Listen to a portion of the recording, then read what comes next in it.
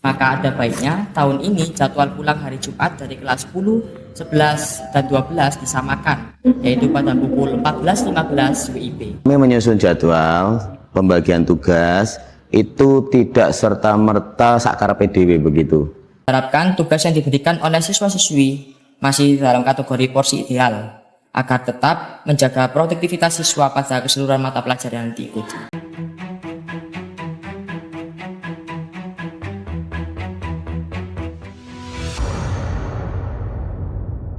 Assalamualaikum warahmatullahi wabarakatuh. Shalom, Om Swastiastu, Namo Buddhaya, salam kebajikan dan salam sejahtera bagi kita semua. Halo teman-teman, kembali lagi di acara Talk Show Reparasi 2024 pada episode kali ini. Nah, kira-kira Vincent, di episode kali ini kita akan berbincang mengenai aspirasi dengan siapa nih? Baik, jadi pada episode kali ini kami akan mengundang Bapak Imam Indra Gunawan SSI MPD selaku Wakakurikulum SMA Negeri 1 Pasuruan.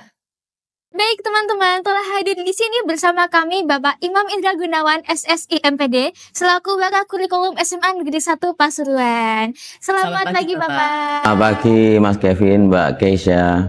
Bagaimana kabarnya Bapak? Alhamdulillah baik meskipun suara agak serak dikit. Baik ya Bapak. Mohon maaf telah mengganggu waktunya ya Bapak di kesibukan di hari ini ya Bapak. Terima kasih juga telah meluangkan waktunya untuk menghadiri acara Talk Show Reparasi 2024 Bapak. Sama-sama Mbak. Nah, jadi teman-teman, Bapak Imam ini merupakan salah satu guru terfavorit nih di bidang mata pelajaran matematika dan informatika. Dan juga sepeda pengetahuan saya nih Pak, Bapak Imam ini merupakan salah satu hobinya nih bermain alat musik, benar ya Pak? Betul. Baik Bapak, mungkin saya jelaskan kembali ya Bapak mengenai maksud tujuan dari kegiatan di pagi hari ini Bapak. Jadi pada kesempatan kali ini Bapak, kami akan membahas mengenai aspirasi dari warga SMA Negeri 1 Pasuruan yang tertuju pada Bapak selaku Wakakurikulum SMA Negeri 1 Pasuruan. Seperti itu ya Bapak. Siap. Kami izin memulai untuk memasuki poin aspirasi yang pertama Pak. Silakan Mas. Baik Bapak, poin aspirasi yang pertama mengenai jadwal jam pulang yang berbeda. Melihat di tahun sebelumnya, seluruh angkatan di hari Jumat pulang di jam yang sama. Maka ada baiknya tahun ini jadwal pulang hari Jumat dari kelas 10, 11, dan 12 disamakan, yaitu pada pukul 14.15 WIB. Jika memang dibedakan, mohon diberikan kejelasan dan alasan adanya perbedaan jam pulang tersebut. Mengenai poin aspirasi yang pertama nih Pak, bagaimana tanggapan dari Bapak? Ya, terima kasih kalian sudah memberikan aspirasi sangat jeli dan terima kasih. Penjelasan kami adalah begini, kami menyusun jadwal pembagian tugas itu tidak serta-merta sakar PDW begitu. Jadi kami berdasarkan Permendikbudristek yang terbaru nomor 12 tahun 2024. Nah, ini mengatur struktur kurikulum. Jadi misalnya matematika itu 4 jam, tidak boleh lebih, tidak boleh kurang. Di dalamnya ada intrakurikuler dan ada ekstrakurikuler, di mana mengandung P5, seperti itu. Sementara kalau kalian peminatan di kelas 11 dan 12, misalnya fisika itu 5 jam. Jadi begitu. Struktur kurikulum seperti itu. Nah, terjadi perubahan antara struktur kurikulum yang lama dan struktur kurikulum yang baru, di mana secara umum perubahan itu ada di 2 mapel. Yang pertama adalah bahasa Inggris, ya. Jadi bahasa Inggris yang umum ya, bahasa Inggris yang semua dapat itu dulunya itu hanya 2 jam pelajaran, sekarang menjadi 3 jam pelajaran, ya. Kemudian yang kedua, informatika di kelas 10, dulunya 3 jam, sekarang menjadi 2 jam pelajaran. Itu perbedaan yang cukup mencolok. Sehingga kalau dilihat hal yang seperti itu, maka komposisi di kelas 10 sebenarnya tetap 47 jam dalam 1 minggu, yang terbagi di Senin 9 jam, Selasa, Rabu, Kamis itu 10 jam, dan di hari Jumat itu 8 jam, sehingga 47 jam. Secara struktur itu maka kelas 10 pulangnya tetap ya, yaitu 2.15 kalau nggak salah ya. Itu hitung-hitungannya berarti dulu informatika 3 jam, sekarang menjadi 2 jam, sementara bahasa Inggris dulu 2 jam, sekarang menjadi 3 jam. Jadi hanya tuker. Tetapi di kelas 11-12 bahasa Inggris hanya ada tambahan bahasa Inggris saja 3 jam. Sementara informatika hanya didapat oleh anak-anak yang memilih informatika seperti Mas Kevin 11.7 dan 12.6 dan 12.7, yang itu dimana itu informatika adalah pilihan 5 jam sama seperti yang lain. Jadi secara hitung-hitungan kelas 11, 12 itu ada tambahan 1 jam di bahasa Inggris. Jadi harus kita munculkan 1 jam dalam 1 minggu itu. Jadi total 11 dan 12 itu 48 jam, sehingga kami tempatkan di hari Jumat. Oleh karena itu 11 dan 12 itu pulangnya lebih lama 1 jam pelajaran, 40 menit di hari Jumat. Jadi begitu alasannya ya.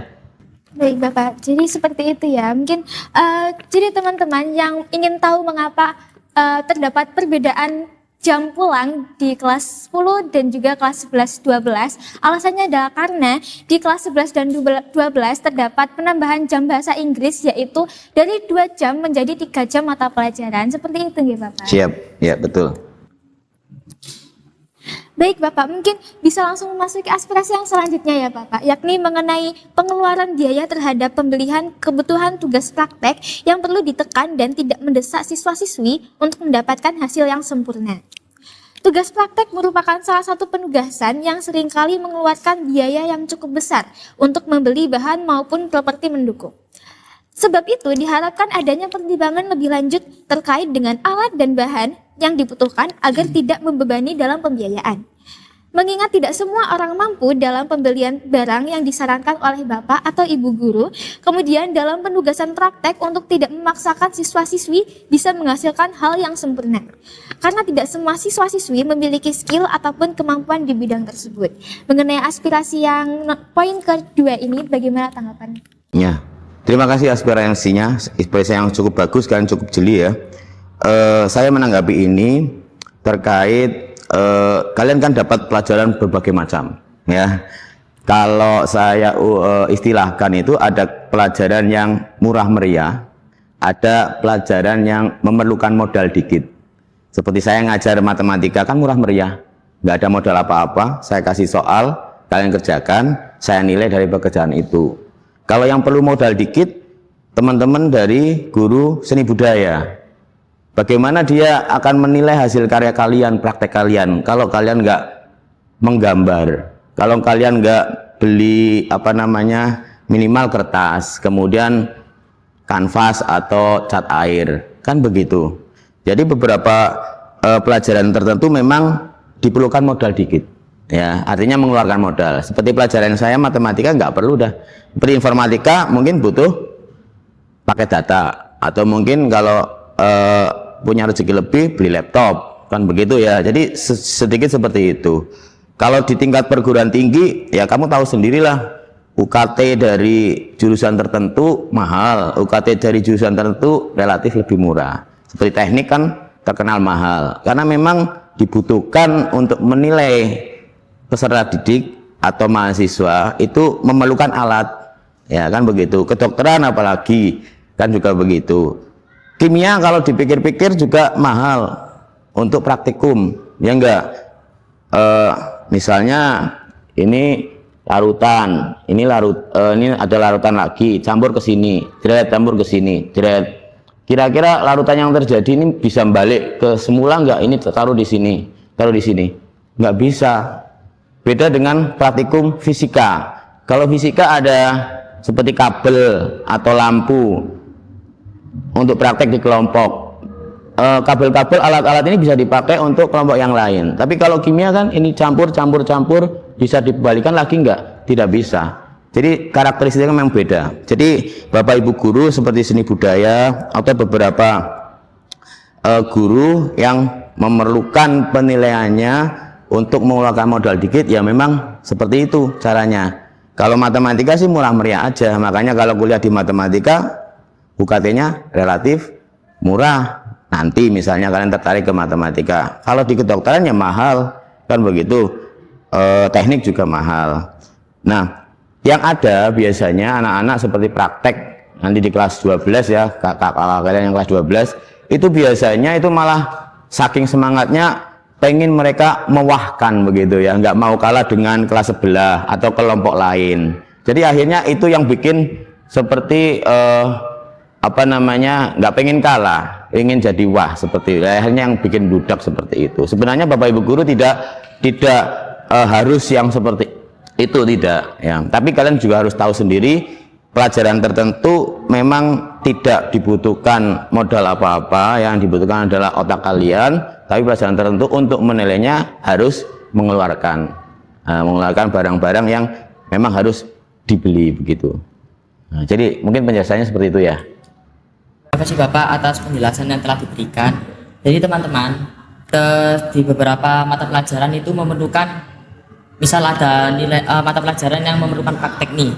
Nah, di praktek itu bagaimana cara Bapak Ibu untuk menilai dari tugas praktek tersebut? Nah, kita memerlukan model untuk supaya nilai tersebut bisa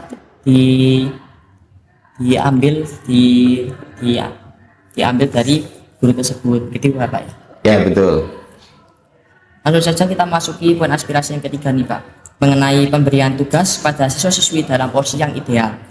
Siswa-siswa SMA Negeri 1 Pasuruan dalam kurun waktu 1 minggu pembelajaran akan menerima materi lebih dari 10 mata pelajaran yang terdiri atas mata pelajaran peminatan dan mata pelajaran umum bagi kelas 12 dan kelas 12. Dalam KBM reguler yang berlangsung, selain materi, biasanya siswa-siswi akan menerima tugas dari masing-masing guru pengampu mata pelajaran. Berangkat dari persoalan tersebut, diharapkan tugas yang diberikan oleh siswa-siswi masih dalam kategori porsi ideal, agar tetap menjaga produktivitas siswa pada keseluruhan mata pelajaran yang diikuti. Untuk aspirasi pada poin 3 ini bagaimana tanggapan dari Pak? Ya, terima kasih aspirasinya. Ideal itu relatif ya. Jadi kita itu sebenarnya dilema dari Bapak Ibu guru ya. Diberi tugas itu beberapa ada yang mengeluh, tidak diberi tugas juga ada yang mengeluh. Jadi maju kena, mundur kena, nggak ngapa-ngapain juga kena ya.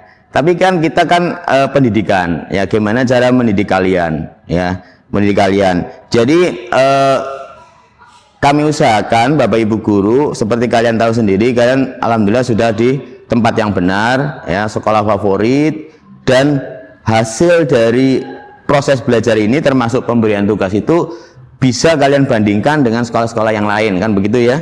Dan alhamdulillah ada peningkatan dari hasil capaian terkait perolehan OSN, kemudian SNBP, SNBT, bahkan kita juga dapat apa namanya, ada kakak kalian yang keterima di FK kedokteran UNER tahun ini. Nah, itu adalah hasil belajar, diantaranya hasil pemberian tugas ini ya. Kalau kalian lebih jeli, sebenarnya beberapa kampus atau jurusan favorit yang bagus tidak ada waktu untuk main-main sebenarnya. Nah, kita akan menciptakan seperti itu ya. Tapi memang dilema seperti itu ya. Kalau kita kasih tugas banyak, yang mengeluh ya mereka-mereka yang istilahnya mager begitu. Tapi bagi mereka yang rajin, mereka akan terpacu. Jadi begitu. Kalau kita nggak beri tugas, yang mager malah seneng. Tapi yang rajin juga nggak bisa berkembang.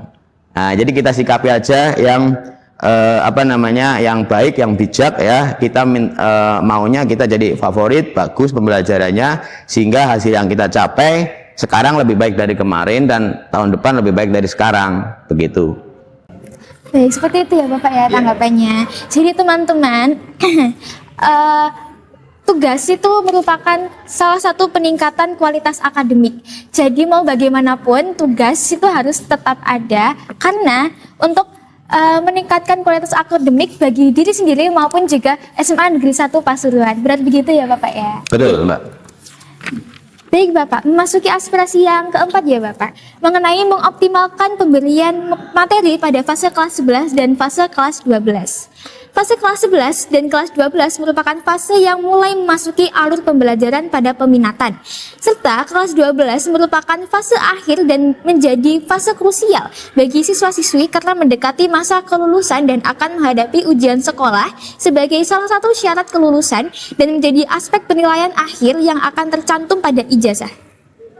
Sebab itu diharapkan pemberian materi secara maksimal dan konsisten dapat diberikan kepada siswa-siswi. Menimbang pula bahwasanya tidak semua siswa-siswi memiliki daya tangkap yang baik pada materi dan juga tidak semua siswa-siswi memiliki kemampuan untuk mendaftarkan diri mengikuti bimbel di luar sekolah. Pembelajaran melalui sarana internet juga terbatas penjelasannya. Sebab itu, pemberian materi secara maksimal dan konsisten pada seluruh mata pelajaran akan menjadi hal yang krusial dan dibutuhkan bagi siswa-siswi. Mengenai aspirasi yang keempat, bagaimana tanggapan dari Bapak? Terima kasih aspirasinya. Saya akan menanggapi terkait ini ya. Terkait pengoptimalan pemberian materi di kelas 11 dan kelas 12. Pada dasarnya kesempurnaan hanya milik Allah ya. Kita itu tidak ada yang sempurna. Itu yang jelas itu ya. Terkait keterbatasan kalian dalam penangkapan atau mungkin ekonomi sehingga tidak ikut bimbel di luar, harus disikapi dengan bijak sebenarnya ya. Terkait pemberian nilai pada ijazah atau SKL itu tidak didapatkan di kelas 11 dan kelas 12 saja, tapi itu persentase ya. Di kelas 12 tingkat akhir identik dengan ujian akhir. Ada ujian akhir kalau yang dulu ya. Kalau yang dulu kurikulum lama, karena ini kan kelas 12 ini pionir, angkatan pertama kurikulum merdeka, jadi kita nunggu kebijakan dari pemerintah ujian apa yang akan diujikan bagi kakak kalian yang kelas 12. Kalau yang tahun lalu, berpijak pada tahun lalu, ada ujian akhir tulis dan ada ujian akhir praktek. Saya kira sama seperti kalian dulu waktu SMP maupun SD. Nah, tapi itu tidak serta-merta dari hasil ujian akhir atau praktek itu yang dimunculkan di nilai ijazah. Itu bobotnya 40% Mas, Mbak. 40%, kemudian yang 60% itu adalah bobot capaian kalian di nilai rapot. Mulai dari semester 1 sampai semester 5. Nah, itu diolah jadilah nilai 100% yang dimunculkan di SKL, surat keterangan lulus, dan itu sama persis dengan ijazah yang nanti muncul ya. Itu terkait itu. Kemudian bagaimana menyikapi terkait keterbatasan kalian penangkapan materi ataupun mungkin faktor ekonomi begitu ya. Saya punya cerita di kakak-kakak kalian di mana kadang saya juga penasaran kepada mereka yang kira-kira kok bisa mereka bisa jebol begitu ya. Contoh, kakak kalian dulu angkatan lulus sekitar 21 insya Allah ya, itu ada namanya Yuniar, sekarang posisinya di FK UNER ya. Nah, semasa di SMA ini Yuniar tidak menonjol, artinya itu dia tidak ikut tim OSN ya, kemudian lomba-lomba juga capaian prestasinya juga kurang menggema ya. Yang saya tahu, saya kenal persis Yuniar ini waktu kelas 10 MIPA 3 saya ajar, saya kasih ulangan yang pertama, dia yang tertinggi ya. Ternyata perkembangannya dia bisa lolos UTBK SNBT di FK UNER. Saya penasaran, gimana kamu bisa lolos itu? Ternyata dia cari di internet, ikut bimbel gratis. Dulu dia kan lulusnya 2021. Jadi waktu itu pandemi ya, dia pandemi dan orang tuanya kurang mampu untuk membimbelkan dia di luar sekolah.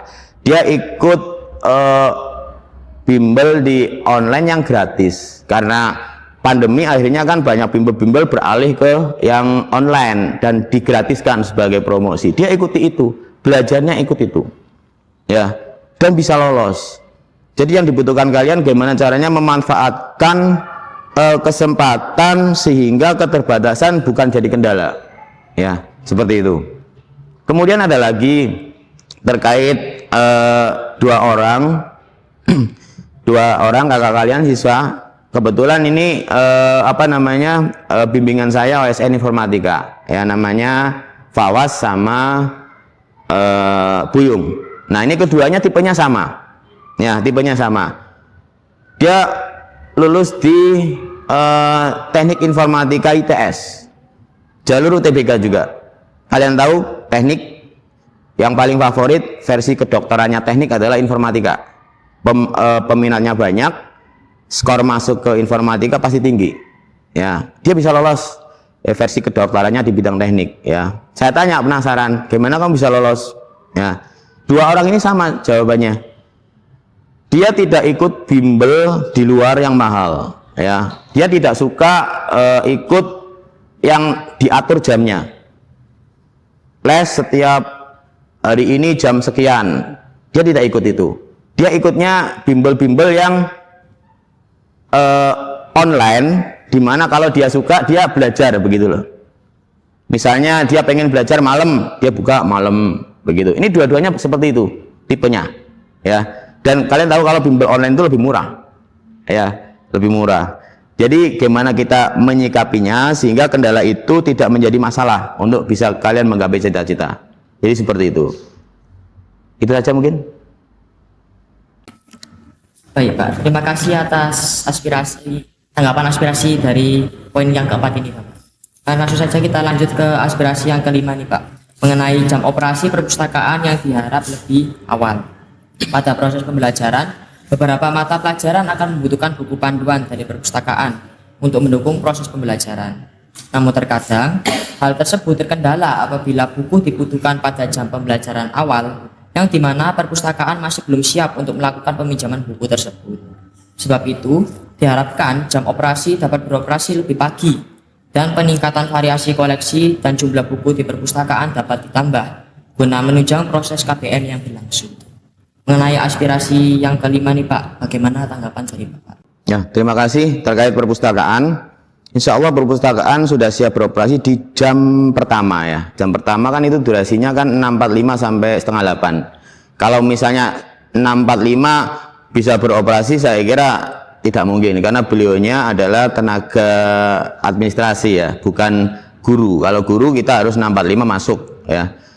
Kalau tenaga administrasi 7, jam 7 itu masuk. Sebenarnya guru juga jam 7 ya, tapi kita lebih awal. Jadi kamu harus menghormati Bapak Ibu guru yang hadir di kelas lebih awal, karena beliaunya harusnya jam 7, jam kerjanya itu.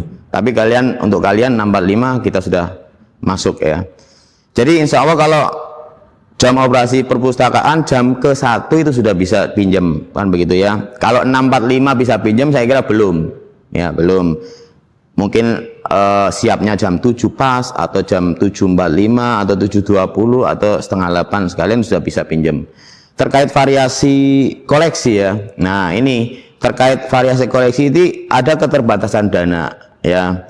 Saya malah usul ya, saya usul ini nanti di di sekolah, atau mungkin juga ke kalian juga ya, di beberapa sekolah yang favorit itu lulusannya sebagai syarat untuk ngambil ijazah adalah menghibahkan 1 buku, minimal 1 buku, tidak harus baru ya, bekas pun tidak apa-apa tapi layak baca ya, fiksi atau apapun dihibahkan ya. Kalau itu misalnya lulusan satu angkatan sekitar, kalau maksimal kan 252, mungkin ada mutasi keluar mutasi masuk, mungkin angkatan ini sekitar anggap saja 245. Kalau satu anak menghibahkannya, hibah itu artinya apa ya, menghadiahkan ya, menghadiahkan. Kita nggak minta yang harga ring sekian, tapi terserah, pokoknya buku adalah jendela ilmu kan. Itu akan menjadi koleksi yang bagus untuk perpustakaan. Kalau memang didukung MPK ini ya, tugasnya MPK ya, kalau memang itu malah lebih baik ya, kalian yang menghibahkan dapat pahala karena dari ilmu yang ditularkan dan berlipat terus dan menjadi koleksi perpustakaan.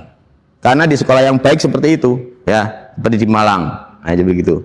Jadi sebagai syarat ngambil ijazah, selain tidak ada tanggungan buku perpus, dia harus menghibahkan ya, entah itu bukunya harganya 10.000 atau apa, tidak harus baru, tapi bekas pun tidak apa-apa ya. Baik Bapak, terima kasih atas tanggapannya Bapak. Jadi teman-teman, untuk jam operasional perpustakaan itu bisa dimulai dari jam 7 sampai jam setengah 8 karena tenaga perpustakaannya sendiri merupakan tenaga administrasi yang dimana di peraturan di sekolah datangnya adalah jam 7.00. Benar begitu ya Bapak ya. Lalu untuk koleksi pembukuan yang ada di perpustakaan itu juga didukung oleh dari warga SMA Negeri 1 Pasuruan sendiri ya Bapak. Jadi bukan hanya dari tenaga di SMA Negeri 1 Pasuruan, bukan begitu ya Bapak? Baik, terima kasih Bapak. Mungkin langsung saja melanjutkan spekulasi yang berikutnya ya Bapak. Mengenai peningkatan kesadaran beberapa pihak akan pentingnya menjaga kenyamanan pada fasilitas umum. Perpustakaan merupakan salah satu sarana belajar siswa di luar kelas. Demi menjaga kenyamanan dan menjaga fasilitas di dalamnya, terdapat beberapa aturan yang berlaku seperti tidak membawa makanan dan minuman, tidak membuat kebisingan, dan lain sebagainya. Namun, penerapan peraturan membutuhkan peningkatan kesadaran karena masih terdapat beberapa pihak yang tidak menerapkan aturan serta pengawasan dapat ditingkatkan dari petugas perpustakaan yang bertugas. Mengenai aspirasi ini bagaimana dari tanggapan Bapak? Ya, terima kasih aspirasinya. Sekali lagi kesempurnaan hanya milik Allah ya. Petugas perpus juga manusia, nggak ada yang sempurna. Saya juga nggak ada yang sempurna, nggak mungkin sempurna ya. Terkait itu ya pasti ada aja ya. Yang jelas terkait kenyamanan, kalau kalian perhatikan, akan mungkin cross check aja ke kakak kalian yang sudah lulus ya. Baru tahun ajaran kemarin perpustakaan ada AC-nya loh. Ya enggak? Tahun sebelumnya enggak ada. Itu kan bagian dari kenyamanan juga ya. Cross check aja lulusan-lulusan yang lama itu. Ya, enggak ada AC-nya itu. Nah, atau mungkin kalian waktu dulu pendaftaran PPDB kan enggak ada AC-nya itu. Sekarang udah ada AC-nya. Itu bagian dari kenyamanan yang meningkat ya. Terkait kebisingan, kemudian aturan makan minum, sebab petugas kan kantornya ya di situ juga agak susah juga kalau misalnya beliaunya mau bontot kemudian apa begitu ya. Jadi ya mungkin nanti kita tegur dikit lah ya. Tapi terkait kenyamanan kami berusaha untuk apa namanya memaksimalkan dan meningkatkan ya. Terkait kebisingan mungkin kalau setel lagu ya tidak terlalu keras dalam proses belajar.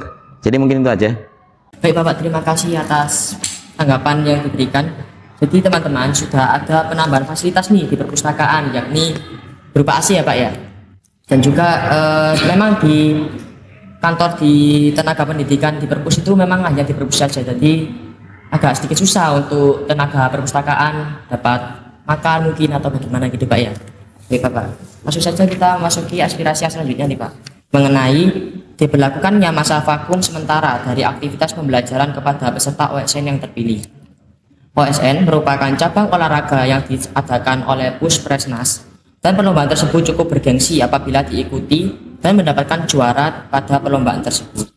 Namun, seringkali dirasa oleh peserta OSN terpilih bahwa waktu belajar dan bimbingan sebagai bentuk persiapan perlombaan tersebut dirasa kurang efektif karena masih harus membagi waktu fokus belajar pada KBM dan tugas sekolah pada umumnya.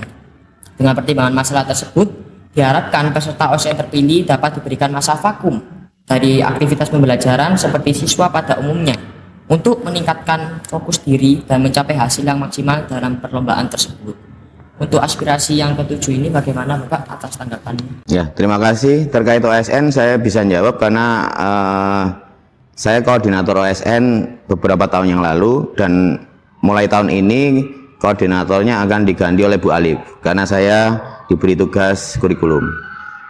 Jadi OSN ya, OSN itu kebijakan yang tahun lalu itu sudah meng-off-kan ini artinya anak-anak yang ikut tanding itu boleh tidak ikut pelajaran, mengikuti bimbingan dari Bapak dan Ibu guru sesuai jadwal bimbingan, dan di beberapa waktu tertentu satu minggu terakhir itu dibolehkan untuk belajar sendiri, diskusi sendiri atau tanya ke Bapak Ibu guru pembimbing di tempat yang nyaman yang ada AC-nya. Biasanya kami taruh di aula tertutup atau lab 3 utara atas itu, atau lab 2 atau lab 1 begitu yang ada AC-nya. Insya Allah di lab 3 ya, aula tertutup yang di lab 3.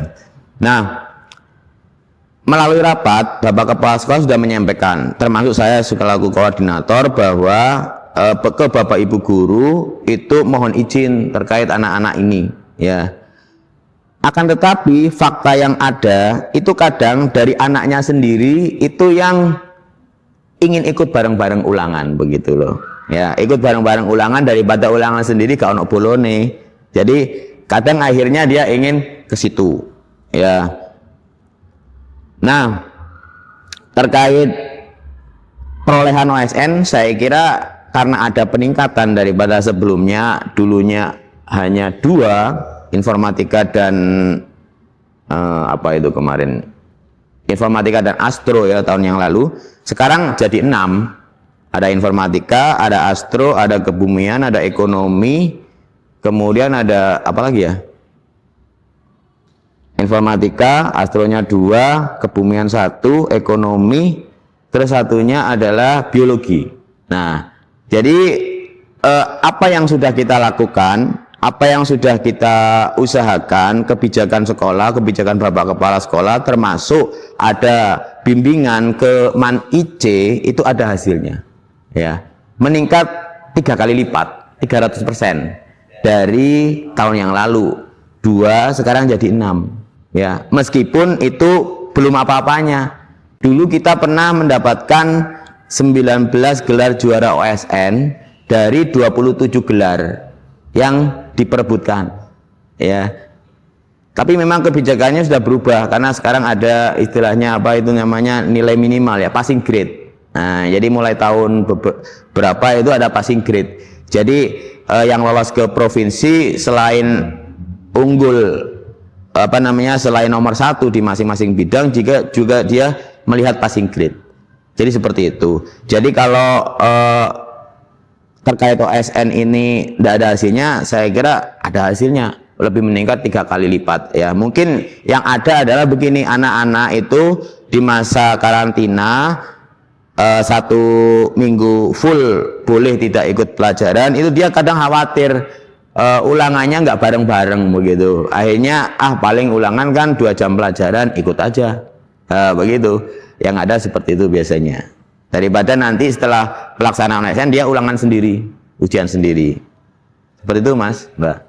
Baik Bapak, terima kasih atas tanggapannya Bapak. Jadi teman-teman, untuk OSN dari tahun sebelumnya dan tahun ini sudah mengalami peningkatan, yakni dari 2 mata pelajaran gitu Bapak, jadi 6 mata pelajaran.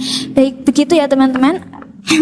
Dan juga untuk 1 minggu terakhir sebelum pelaksanaan OSN ya Bapak, diperbolehkan untuk tidak mengikuti KBM dan meningkatkan fokusnya kepada OSN itu sendiri yang diikuti. Benar nggak Bapak? Betul Mbak. Baik, langsung saja Bapak menuju ke aspirasi yang berikutnya ya Bapak, mengenai adanya transparansi ranking paralel sebagai bentuk persaingan yang sehat.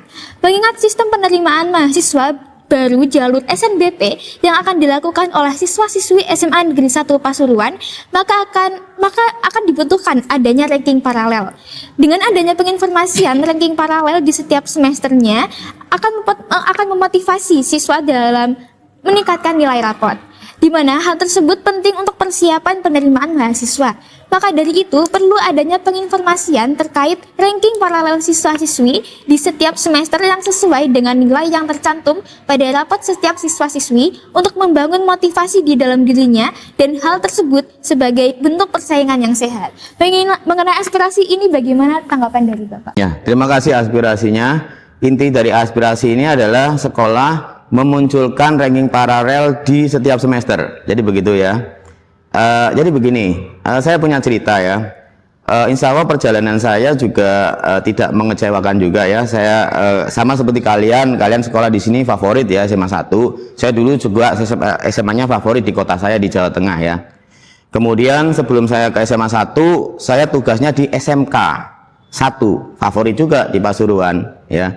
Kemudian kebetulan anak saya juga sekolah di Malang, favorit juga. Nah, dari beberapa perjalanan sekolah favorit yang saya temui ya, tidak ada ceritanya memunculkan ranking paralel di setiap semester. Yang ada ya seperti yang kalian dapat ya.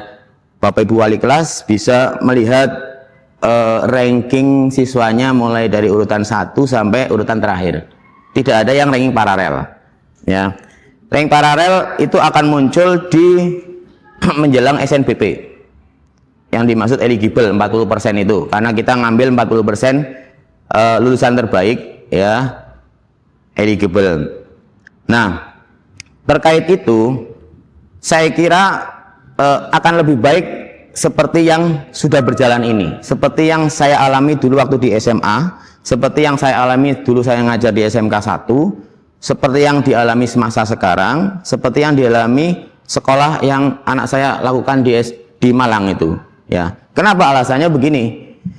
Perlu kalian ketahui yang tidak ada, yang belum kalian ketahui ya, bahwa perankingan eligible, ya, data nilai apa saja yang diinput untuk dijadikan penilaian di pendaftaran SNBP itu akan ditentukan oleh pusat Kemdikbud itu menjelang SNBP berlangsung. Jadi misal pendaftarannya bulan Februari, nanti suratnya akan keluar di Januari. Jadi nilai mapel apa saja yang diinputkan, ya. Kebijakan ini selalu berubah-ubah, ya.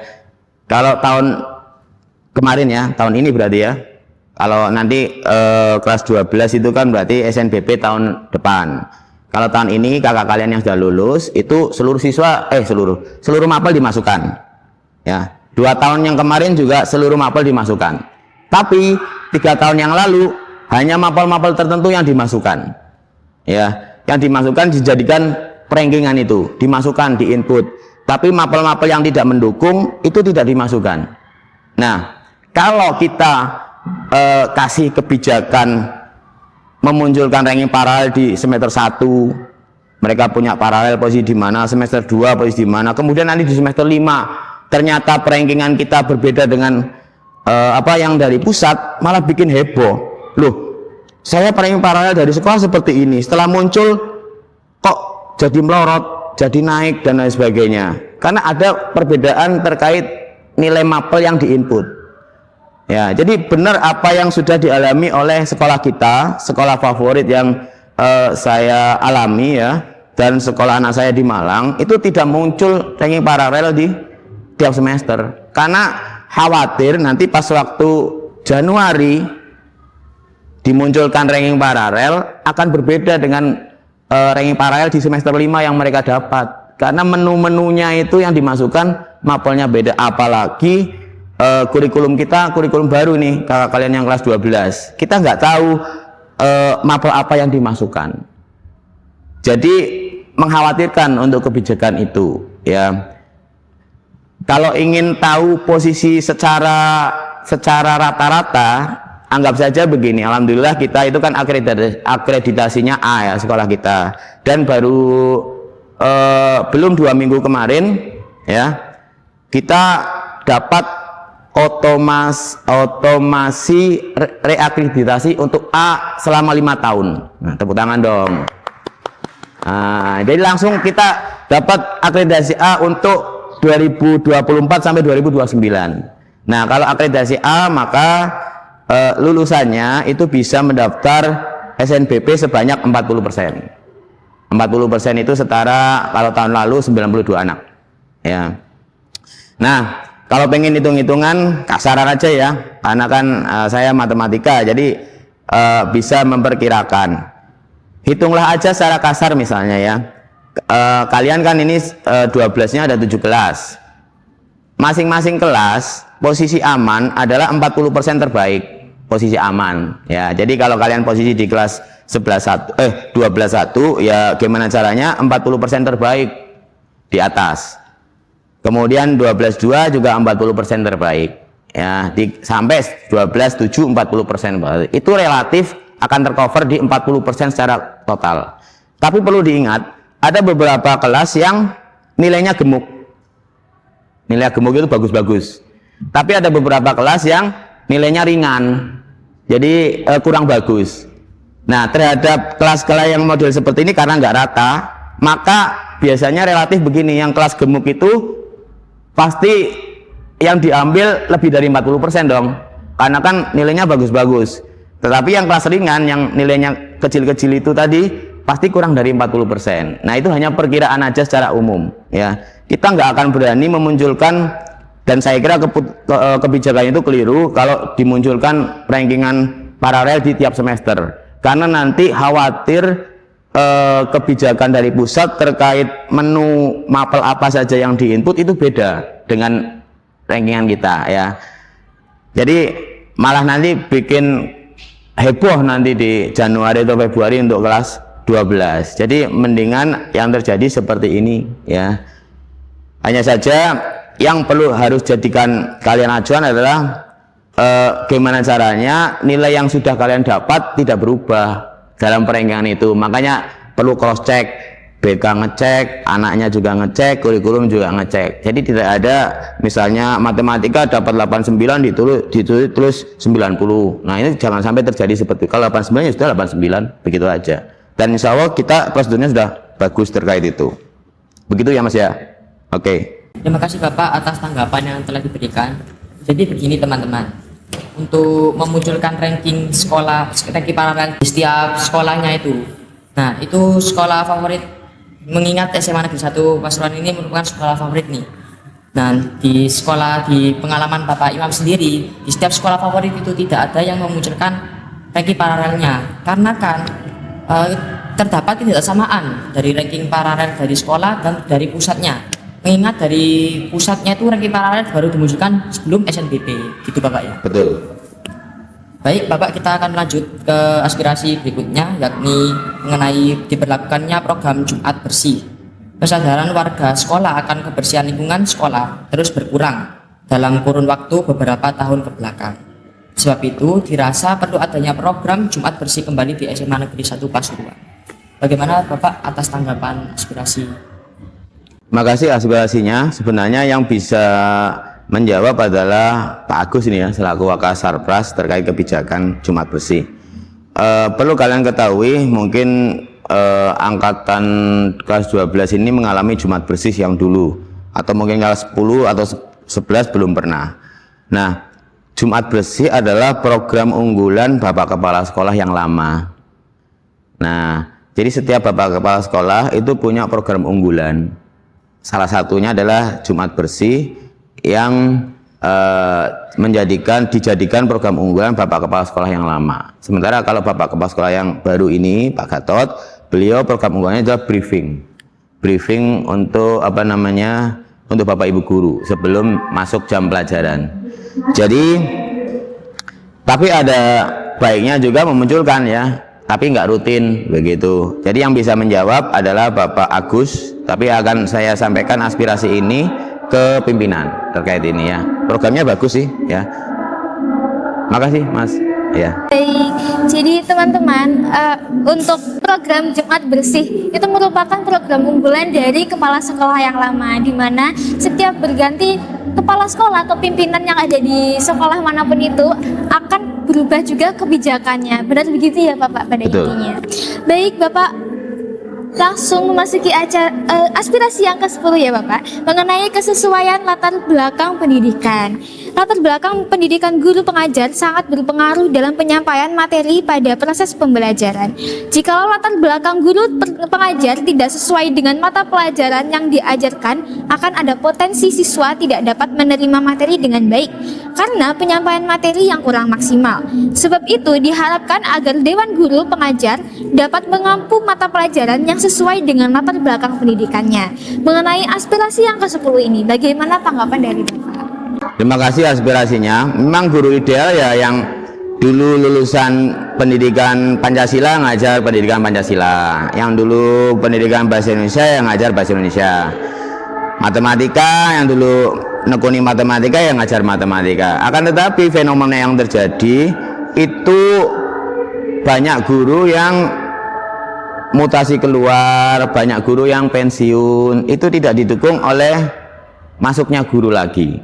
Ya, seperti sekarang kondisi semasa adalah sebenarnya guru informatikanya nggak ada.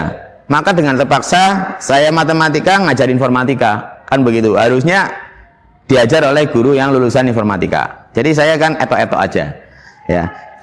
Dan beberapa guru saya kira kekurangan ya. Tapi ada beberapa guru kelebihan. Contoh misalnya bahasa Indonesia ada 4, bahasa Jawa 1, ya. Itu kurang, ya. Kemudian bentar lagi ada guru sosiologi yang pensiun. Nah, nggak ada guru sosiologi di sini. Terus gimana munculkan itu? Ya dengan kondisi yang seperti itu, akhirnya yang serumpun itu yang kita tugaskan untuk mengajar. Ya seperti nggak ada informatika, masa kosong nggak ada yang ngajar. Ya maka saya terjun masuk informatika, begitu. Sama beberapa yang guru yang punya potensial di bidang informatika. Demikian juga yang sosiologi. Nah, sosiologi ini dihandle oleh teman-teman IPS, entah itu ekonomi, entah itu geografi, ya. Jadi itu latar belakangnya ekonomi atau geografi, pokoknya yang IPS itu menghandle sosiologi. Jadi seperti itu, ya. Saya kira penugasan itu lebih baik yang serumpun seperti itu. Sebab kalau yang kita lihat di sekolah-sekolah yang lama, yang lain ya, itu ada juga loh guru matematika yang ngajar bahasa daerah. Kan lucu juga. Matematika bahasa daerah. Kamu bisa membayangkan Pak Imam ngajar bahasa daerah seperti apa? Jadi masih lebih baik lah guru matematika ngajar informatika, begitulah. Ya, itu kalau idealnya memang harus sesuai latar belakang. Tapi prakteknya nggak akan terjadi, Mas. Ya, kita krisis guru informatika dari negeri 1, negeri 2, negeri 3. Jadi gimana nyikapinya? Ya caranya itu guru yang serumpun. Ya. Jadi begitu ya. Terima kasih Bapak atas tanggapan dari aspirasi yang ke-10 ini. Kita langsung memasuki aspirasi yang berikutnya ya Pak ya. Oke. Mengenai pembagian jadwal mata pelajaran sama yang perlu diberi jeda. Dalam satu hari terdapat 10 jam mata pelajaran. Ditambah dengan padatnya kegiatan eksternal setiap siswa, membuat siswa-siswi terkuras energinya apabila jadwal mata pelajaran yang sama beruntutan di setiap harinya. Contoh, di hari pertama terdapat mata pelajaran A selama 3 jam pelajaran, dan di hari kedua selama 2 jam pelajaran dengan mata pelajaran yang sama. Tidak memungkiri, Bapak atau Ibu guru seringkali memberikan tugas yang akan dikumpulkan pada keesokan harinya. Contoh, tugas hari pertama dikumpulkan pada hari kedua. Sehingga dari hal tersebut perlu adanya jeda pada pembagian mata pelajaran yang sama. Mengenai aspirasi ini bagaimana tanggapan dari Bapak? Ya, terima kasih Mas. Aspirasi yang bagus. Memang pembagian jadwal, pembagian atau pengaturan jadwal harus menampung semua aspirasi, Mas ya. Yang pertama saya kasih jawaban seperti ini. Kalau dulu atau mungkin waktu kalian dulu SD atau SMP berapa hari masuk sekolah? 5 hari atau 6 SD SMP? Kalau SMP-nya 6. SMP-nya 6. Kalau SD-nya? SD-nya 5. Oh 5. Kalau misalnya 6 hari masuk sekolah, maka peluang untuk tidak tiap hari berurutan kan lebih besar. Lah sekarang kan 5 hari sekolah. Jadi untuk yang ada jeda itu kan berkurang peluangnya kan. Jadi agak sulit. Terus yang kedua, harus menampung aspirasi. Gimana caranya ngatur jadwal itu tidak crash? Ya, insya Allah sekarang jadwalnya kan nggak crash. Artinya saya orangnya satu ngajar di 2 kelas di waktu yang sama, tidak akan terjadi itu. Nah, akan sangat sulit apabila menampung semua aspirasi, di mana setiap kelas tidak ketemu pelajaran yang sama di hari yang berurutan. Ya, apalagi sudah 5 hari, apalagi Bapak Ibu guru juga jamnya banyak, jadi agak sulit. Ya, saya pernah punya pengalaman ngatur jadwal untuk 60 kelas. Semasa ini berapa kelas? 21. 60 kelas itu 3 kali lipatnya. Malah lebih heboh lagi, gurunya ada ratusan. Sekarang semasa gurunya 45. Jadi relatif enteng. Ya, terkait request kalian untuk tidak jeda, untuk ada jeda untuk mapel yang sama, jadi minimal 1 hari, saya kira tidak bisa dilakukan deh, karena kita nampung aspirasi yang banyak. Yang penting tidak crash ya, dan yang penting adalah itu proses pembelajaran. Gimana caranya, namanya itu ya harus dijalani. Apalagi nanti kalau kalian lanjut kuliah ya, terserah dosen iso negap jadwalnya kapan, kan begitu ya. Bahkan kalau misalnya Pak dosennya itu ada acara malah dirapel. Ya, dirapel minggu ini nggak ada pertemuan, minggu depannya pertemuan langsung. Nah, kita kan nggak terjadi seperti itu. Pelajaran paling banyak adalah 5 jam. Itu 5 jam itu dibagi jadi 2 seperti yang kamu jelaskan tadi, 3 jam sama 2 jam. Nah, itu entah itu nanti berturut-turut atau ada jeda, itu kalau mintanya ada jeda agak susah. Ya, karena aspirasi yang kita harus melihat banyak faktor itu seperti tadi, tidak crash. Kemudian harinya makin mepet, Senin sampai Jumat 5 hari, sementara kalau dulu 6 hari. Kemudian kepentingan Bapak Ibu guru jamnya banyak, makin banyak makin tambah masalah. Ya, yang penting nggak crash, jalani aja, begitu aja. Ya. Baik, seperti itu ya Bapak. Ya. Mungkin bisa langsung kami masuki ke aspirasi yang terakhir ini Bapak, mengenai pengupayaan pembelajaran di sekolah yang tidak monoton. Dalam jam pelajaran bahasa Inggris rata-rata hanya memiliki 2-3 jam pelajaran di setiap minggunya. Untuk memaksimalkan pembelajaran bahasa Inggris agar lebih dapat dipahami dan diterima siswa-siswi, maka disarankan dalam pembelajaran dapat lebih asik dan tidak monoton. Mengenai aspirasi yang terakhir, bagaimana tanggapan dari Bapak sendiri? Ya, terima kasih. Seperti tadi yang saya bilang ya, bahasa Inggris itu ada perubahan di mana yang bahasa Inggris umum ya, semua kelas dapat. Itu dulunya 2 jam, sekarang jadi 3 jam. Sehingga dikala ketemu 3 jam, anak-anak mungkin terasa bosan apabila monoton, kan begitu ya. Nah, ini memang tahun pertama diberlakukan struktur kurikulum baru ini. Jadi saya kira Bapak Ibu guru tidak hanya bahasa Inggris ya, itu sudah mengeluarkan kemampuan yang terbaik versi mereka. Ya, sekali lagi nggak ada yang sempurna. Setiap orang nggak ada yang sempurna. Saya kira Bapak Ibu guru sudah mengeluarkan yang terbaik versi mereka. Karena ini tahun pertama, ya nanti di tahun kedua Bapak Ibu guru bahasa Inggris sama guru yang lain insya Allah akan lebih variatif.